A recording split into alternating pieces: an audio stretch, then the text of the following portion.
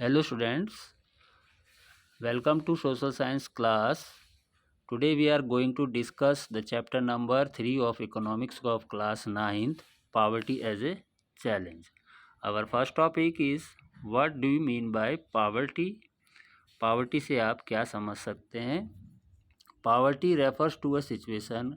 Poverty एक ऐसी स्थिति है in which a person is not able to get the minimum basic necessities of life, यानी कि जो व्यक्ति अपनी कम से कम बेसिक नेसेसिटीज़ को पूरा नहीं कर पाता। तो बेसिक नेसेसिटीज़ में आपके आ जाते हैं फूड, क्लोथिंग, शेल्टर एक्सेट्रा, यानी कि भोजन, कपड़ा और मकान इत्यादि। यानी कि इन बेसिक नेसेसिटीज़ को पूरा ना कर पाना उसे हम पावर्टी कहते हैं।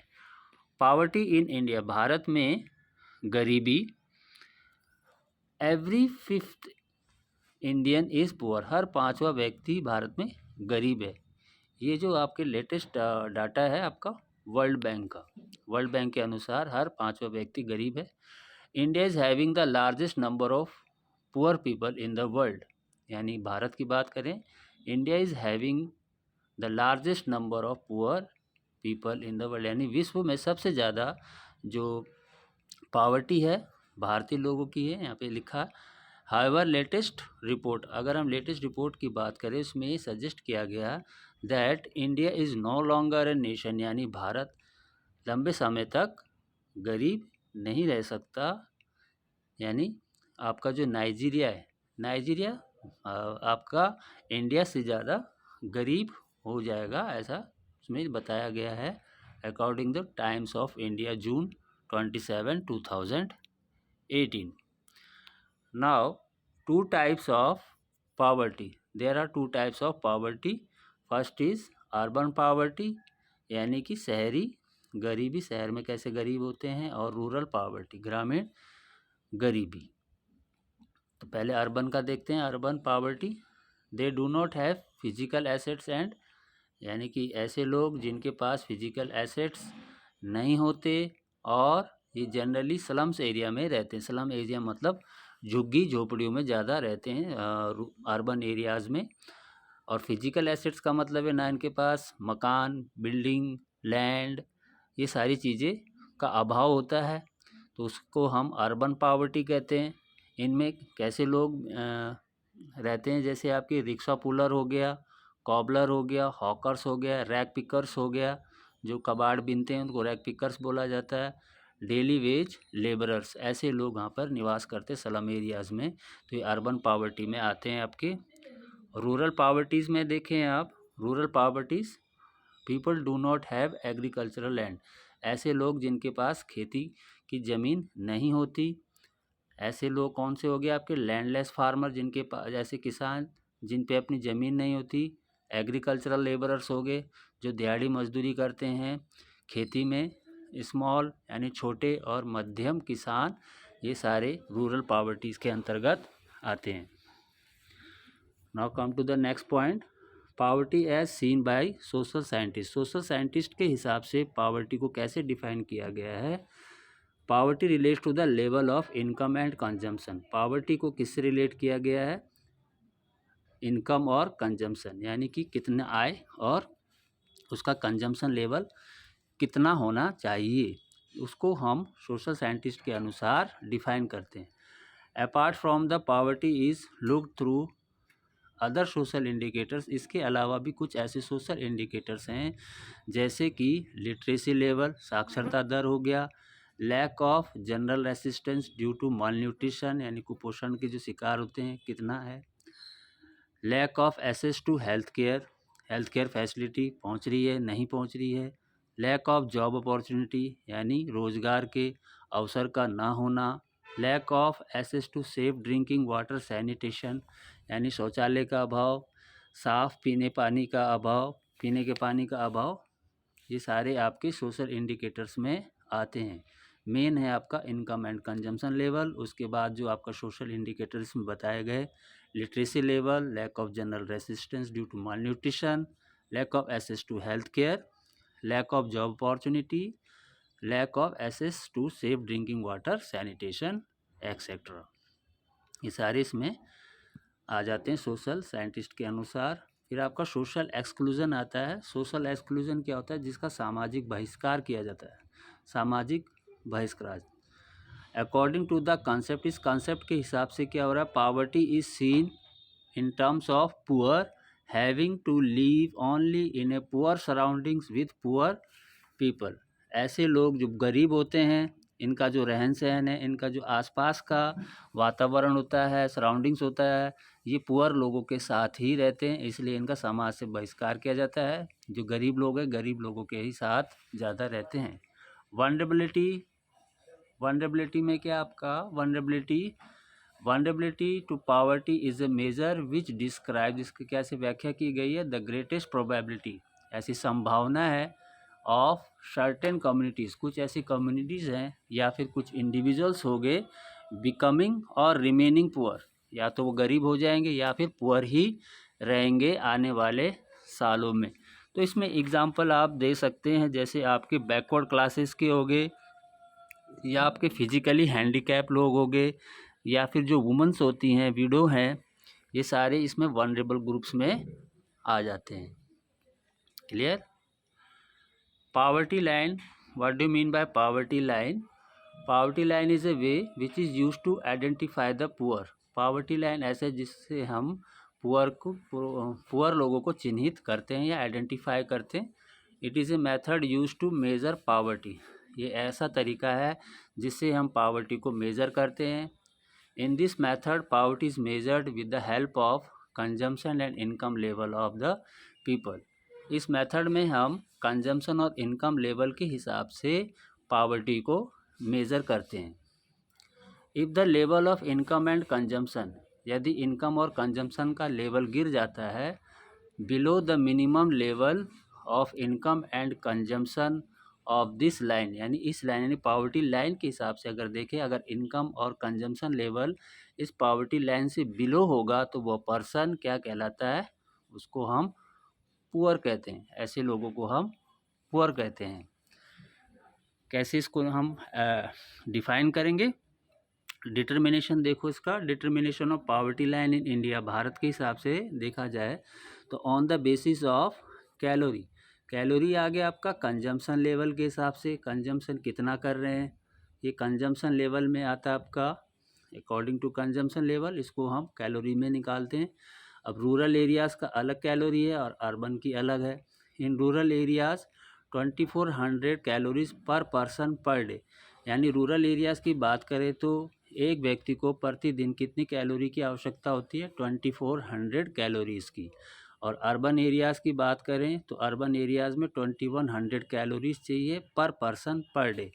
हर व्यक्ति को हर दिन में 2100 कैलोरीज़ की आवश्यकता होती है। अब आप इसमें देखेंगे कंपैरिजन तो अर्बन एरियाज़ का जो कैलोरीज़ है वो ज़्यादा है in comparison to urban areas. ऐसा क्यों है? क्योंकि अर्बन एरियाज़ में फिजिकल वर्क ज़्यादा होता है, जिसके कारण रूरल एरियाज़ में कैलोरीज लेवल ज़्यादा है, अर्बन एरियाज़ में फिजिकल वर्क कम होता है। Clear? Now come to the next, according to income level. अब इनकम लेवल के हिसाब से, इनकम लेवल के हिसाब से पावर्टी को कैसे डिटरमाइन करेंगे? बेसिस और रूरल और अर्बन पर पर्सन, यानी रूरल एरियाज़ में जिनकी इनकम 816 से नीचे है उसको हम पुअर मानेंगे, और अर्बन एरियाज़ में 1000 से जिनकी इनकम कम है वो आपका पुअर कहलाएगा। फिर फैमिली के हिसाब से देखा, फैमिली 5 मेंबर्स का इसमें निकाल रखा है हमने। फैमिली विथ 5 मेंबर्स, तो रूरल एरियाज़ 4080 हो गया और अर्बन का 5000, यानी कि जिस फैमिली की इनकम रूरल एरियाज़ में 4080 से बिलो है और अर्बन एरियाज़ में 5000 से बिलो है इनकम, तो उसको हम पुअर कहेंगे। क्लियर? नाउ NSSO, इसमें पूछ लिया जाता है abbreviation of NSSO, national sample survey organisation, important है।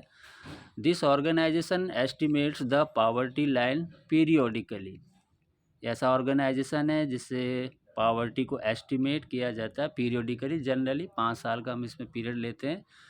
Bye conducting sample survey, sample service लिया जाता है NSSO के द्वारा हर 5 साल में। वनरेबल ग्रुप, वनरेबल ग्रुप्स में कौन कौन आते हैं?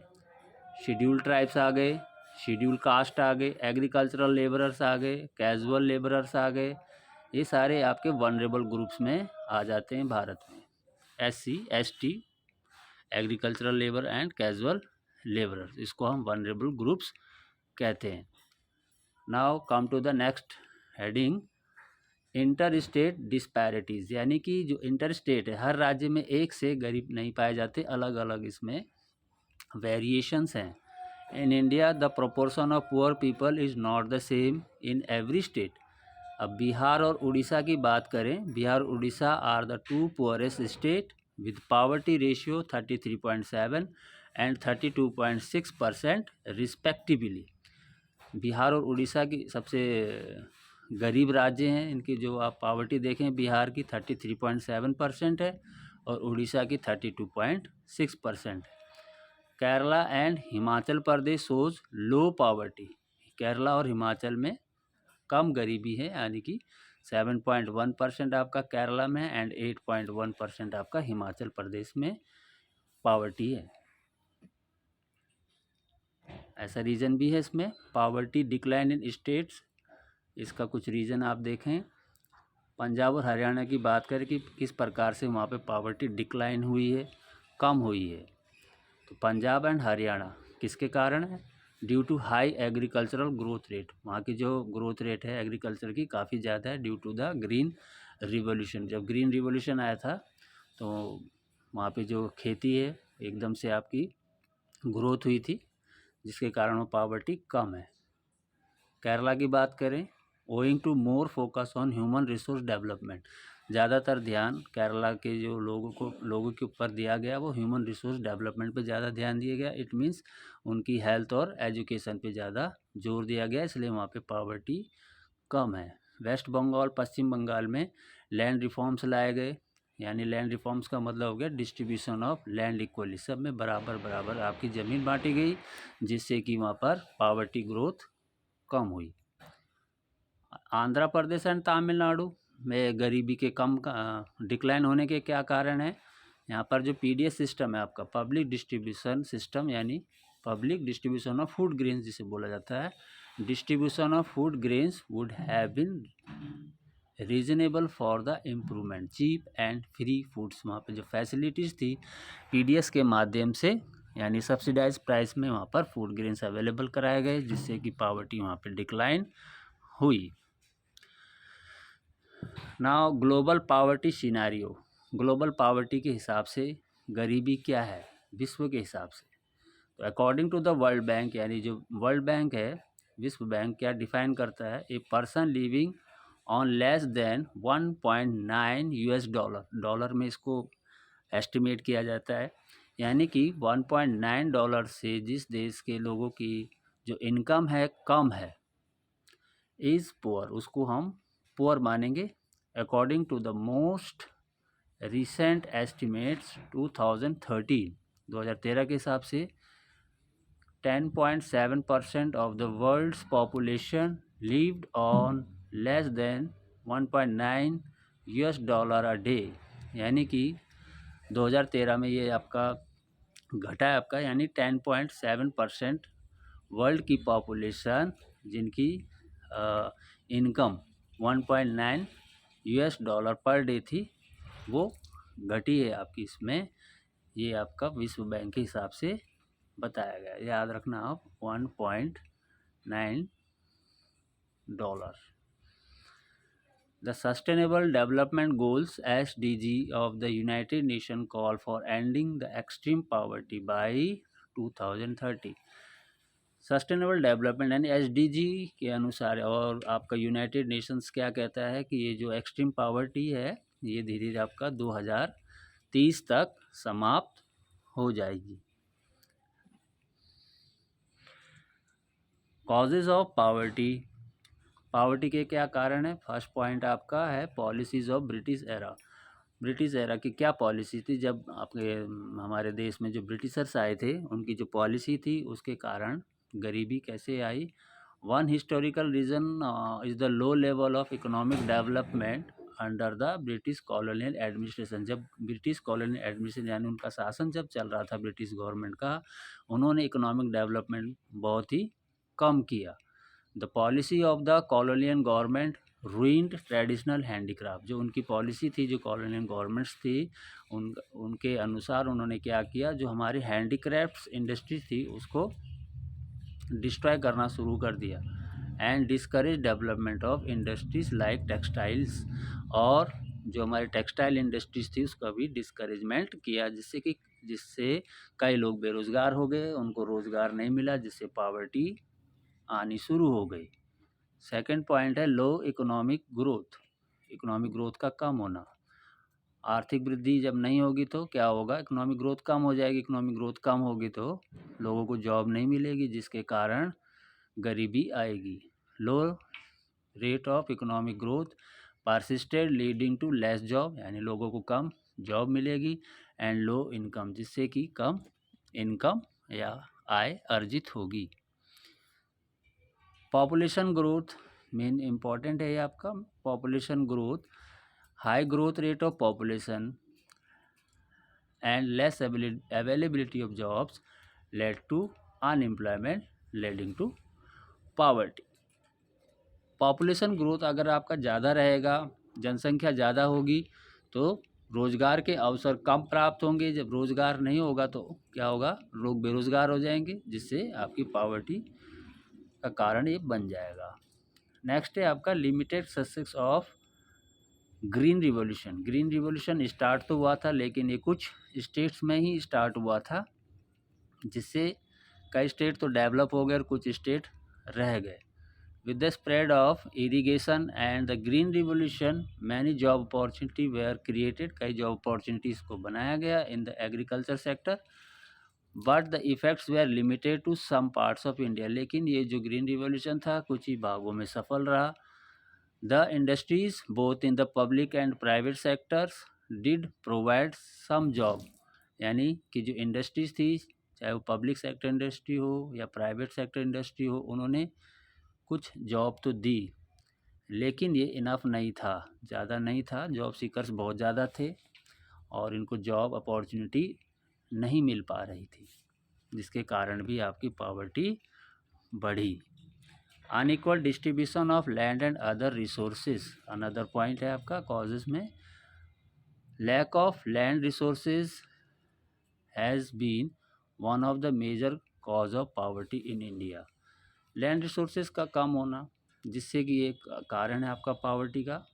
फिर आपका सोशियो कल्चरल फैक्टर्स भी आपका एक इम्पॉर्टेंट है आपका गरीबी का कारण।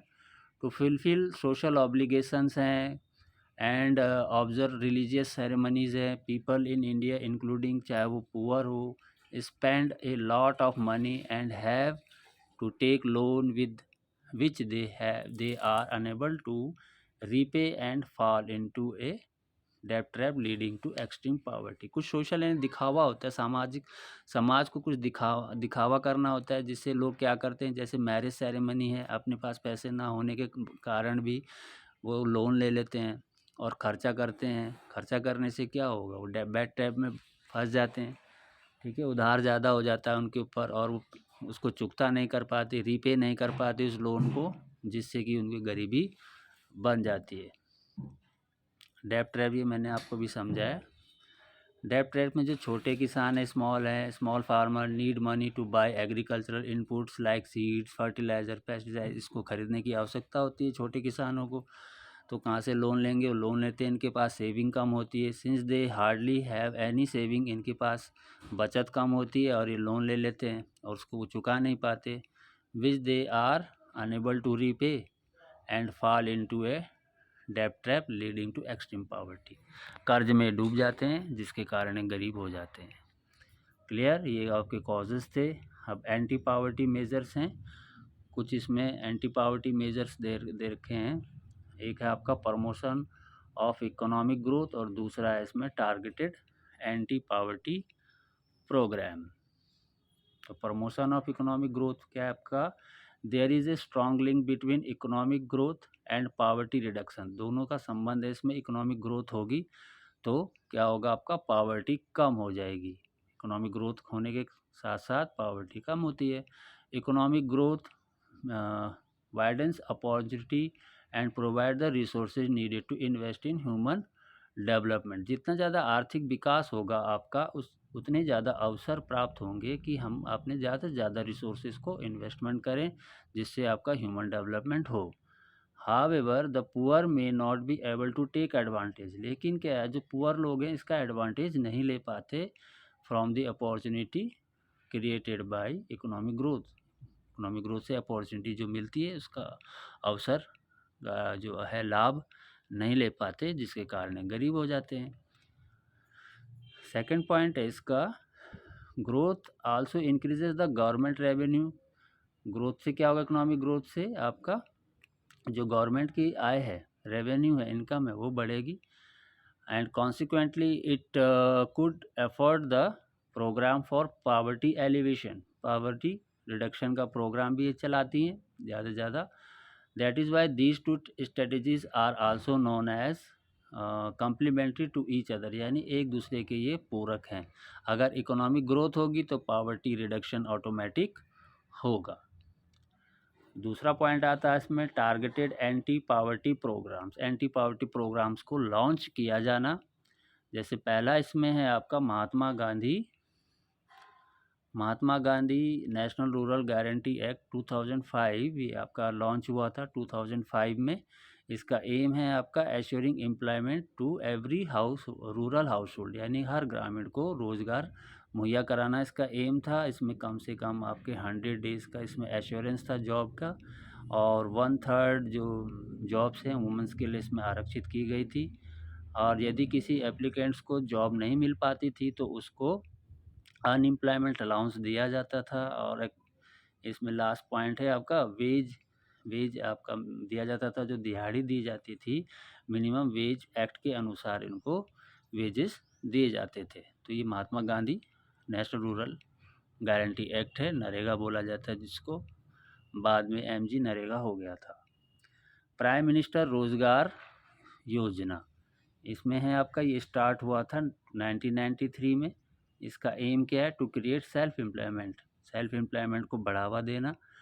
किसको, जो एजुकेटेड अनएम्प्लॉयड हैं in rural and small towns, यानी सेल्फ एम्प्लॉयमेंट अपॉर्चुनिटी देना ऐसे युवाओं को जो शिक्षित हैं, चाहे वो आपका रूरल एरियाज़ में हो या फिर शहर में हो।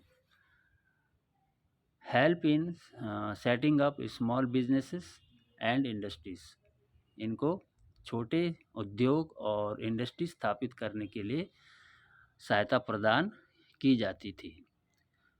स्वर्ण जयंती ग्राम स्वरोजगार योजना, ये लॉन्च हुआ था आपका 1999 में। इस प्रोग्राम में क्या बातें बताई हैं, this programmes aims at bringing the assisted poor family, यानी कि जो गरीब परिवार है उसको असिस्ट करना, उसको सहयोग देना, उनकी हेल्प करना। The poverty line by organizing them into self help group, जो एसएचजी होता है, छोटे उद्योग, छोटे एसएचजी बनते हैं, उसके थ्रू उनकी हेल्प करना था।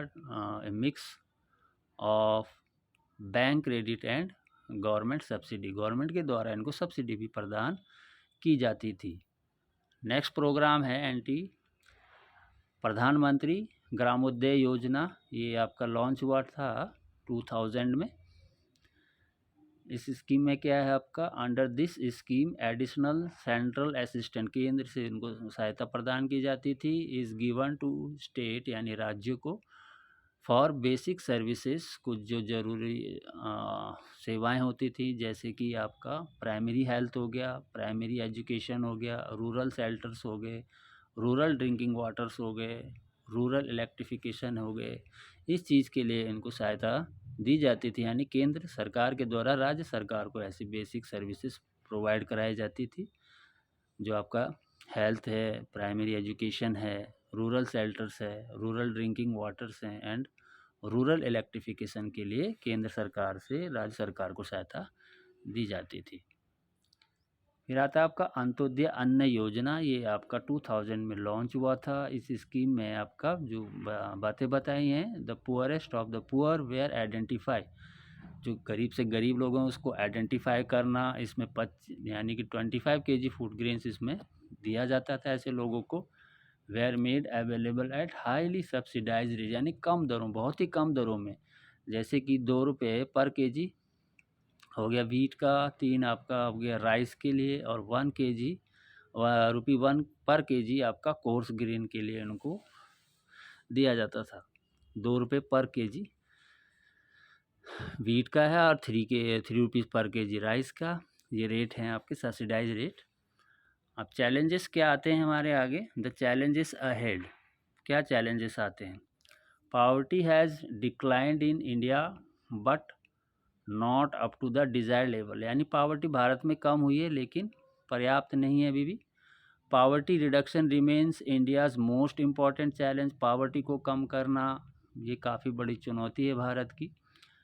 तीसरा पॉइंट है इसमें, certain socio and economic groups are vulnerable to poverty. ऐसे कई सोशल और वनरेबल ग्रुप्स हैं जो पावर्टी के अंतर्गत हैं अभी भी।